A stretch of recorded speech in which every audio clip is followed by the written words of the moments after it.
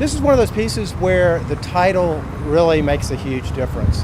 The piece is Sabine Woman, and that references Roman mythology, Roman history of a group of women that were abducted back around 750 BC by Romans, Sabine tribe, and so the women were brought to Rome, and they became the wives. They were actually married to their captors, and then a few years later there was a battle between the Sabine men, their father, and their husbands. And so amongst all this, in the middle of the battle, the women put themselves, along with their children by this time, between their husbands and their fathers. And they basically said, look, we don't want to be orphans or widows.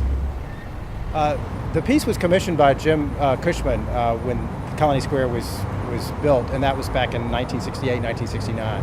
And Dorothy Berge was a graduate student from Georgia State, sculptor. She's originally from Minnesota, but so he commissioned this piece, and the architects were involved too, Hova Daniels Busby.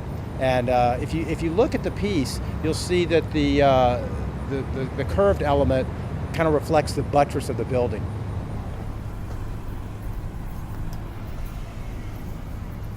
Well, the original location for this piece was just about 20 feet from where it is now. It was in the center of the circle, right here in front of 100.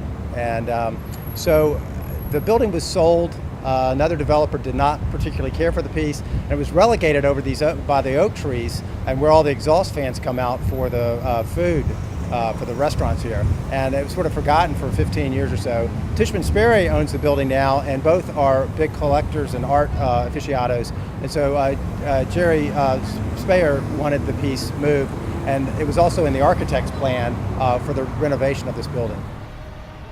There's only two sculptures of real women in the city, Barbara Asher and the governor's wife down in front of the Capitol. And so again, this is allegorical, but it's still about a particular incident or historical element.